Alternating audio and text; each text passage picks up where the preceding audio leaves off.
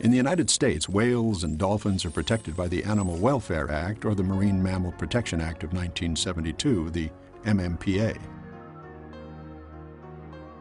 Included in the MMPA were specific regulations for capturing and maintaining marine mammals. Most of the jurisdiction rested with the National Marine Fisheries Service, often referred to as NMFS. In 1994, the Alliance of Marine Mammal Parks and Aquariums, whose premier member is SeaWorld, lobbied Congress to have all regulations of these captive animals transferred to the underfunded and understaffed APHIS, the Animal and Plant Health Inspection Service of the U.S. Department of Agriculture. The efforts of the Alliance paid off. After nearly a quarter century of regulating the marine mammal display industry, NMFS was stripped of almost all jurisdiction by Congress. There's already a federal law, the Marine Mammal Protection Act, and a federal law, the Animal Welfare Act, where the U.S. Department of Agriculture inspects facilities. There's plenty of laws already. In fact, marine mammals are one of the most highly regulated animals in the animal kingdom. The laws are adequate, and the federal laws take care of everything very well. With enforcement now in the hands of APHIS, activists feared the fate of captive marine mammals would only get worse. Under NMFS, attempts were made to keep track of all captive marine mammals through marine mammal inventory reports, an annual status of every animal held by each park or aquarium, including foreign parks that bought animals from U.S. facilities. But these inventory reports were not without their own problems. According to this report, a dolphin gave birth to a calf 13 days after it died, while a male transferred from California became a female when he arrived in Florida. Old dolphins moved to other facilities, became younger. 26 disappeared from existence, and 92 dolphins had no recorded origins. Worse, foreign parks purchasing U.S. dolphins often lied to NMFS, housing the dolphins in substandard conditions and refusing to provide the service with inventory reports.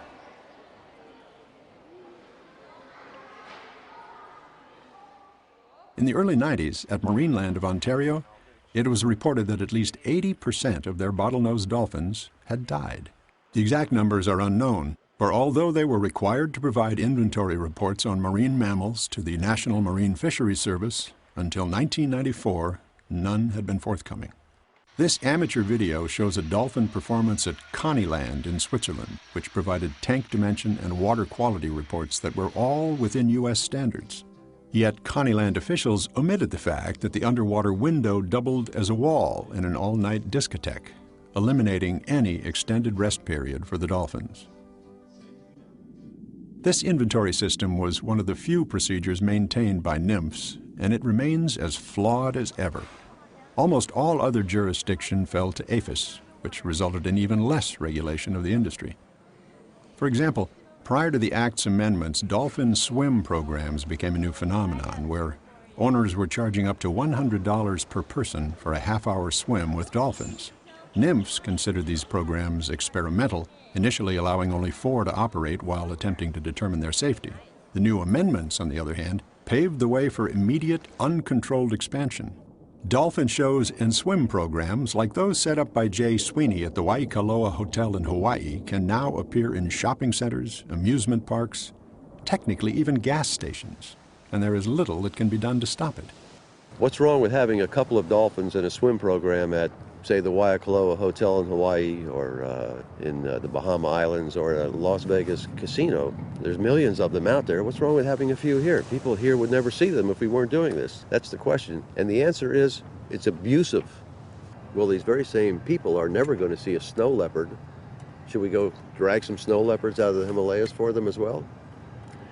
I think if you want to see Grand Canyon, you have to go see Grand Canyon. That's how it works. That's how it should work with these dolphins and whales.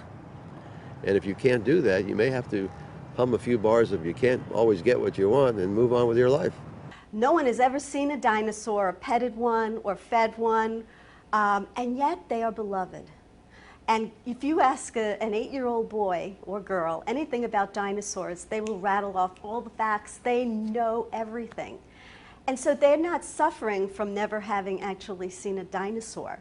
And they won't suffer from never actually seeing these large animals in captivity. In fact, I think that you can make an argument that what seeing an animal like that in captivity tells a child is something that is anti-conservation. That, look, we can control these animals, we can take them out of their natural environment. You don't have to care about their counterparts in the wild. We've got them right here in captivity for you to see and to feed and to touch. So don't worry about it, they'll always be there.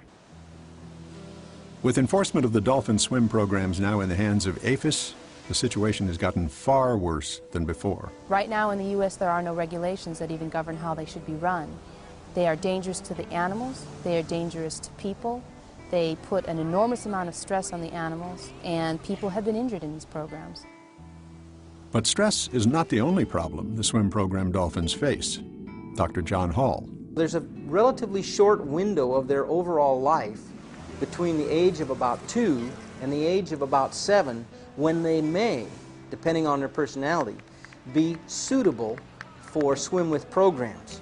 Once both males and females reach sexual maturity, these animals then become very aggressive with the human swimmers. If they have a lifespan of 35 or 40 years, and they're 7 or 8 years old when they're too old to actively participate in a swim-with program safely, what do you do with them for the next 30 or 35 years? Prior to the transfer of jurisdiction from NMFS to APHIS, facilities were required to file reports of injuries to people by aggressive dolphins in these swim programs. From 1989 to 1994, the last year of NMFS jurisdiction, 18 injuries, mostly broken bones and lacerations, were reported. It took APHIS until the fall of 1998 to re-establish regulations for reporting those injuries. And yet, since the spring of 1999, only 6 months later, enforcement of these reports has been suspended, but the injuries continue to occur.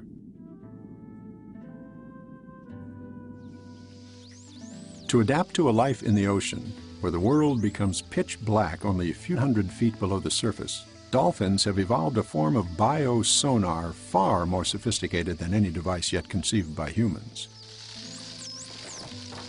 And as their vision in and out of water is nearly as good as our own, it would be difficult to attribute the many injuries suffered by swim-with participants as accidents or misjudgments on the part of the dolphins. Case in point, January 1st, 2008, at the Dolphin Academy on the Caribbean island of Curaçao, a single dolphin leaping over a bar suddenly turned sideways, crashing into 3 swim-with participants, one of them requiring hospitalization. It was reported that park officials unsuccessfully attempted to confiscate all photos and video, later denying it, and claiming the incident to be a miscalculation on the part of the dolphin. The ability of the Alliance of Marine Mammal Parks and Aquariums and other industry representatives to influence congressional action has virtually deregulated the display industry. Whales and dolphins, which before belonged to the American people in trust, are now for all intents and purposes the property of the parks themselves, to do with as they wish. To the paying public, life for captive dolphins and whales seems pleasant enough, almost luxurious by contrast to the harsh ocean environment. But the most revealing statistics deal with longevity, how long these animals live in captivity as compared to the wild, and these statistics are difficult to dispute.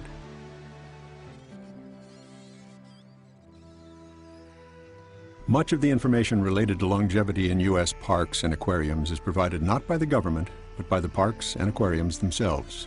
Yet, even this compromised data, coupled with independent monitoring over the years, give a clear picture of just how serious this problem is. Male killer whales, for example, have an estimated maximum life expectancy of 50 to 60 years in the wild. Females, 80 to 90 years. Of the 140 killer whales taken from the wild for marine parks and aquariums since the early 1960s, 90% are dead. Of those dead, none lived past their early 30s, and most died by their late teens or early 20s. The oldest living killer whales currently in captivity are 2 females in their mid-40s, And although considered ancient by display industry standards, in the wild, they would be in the prime of their lives.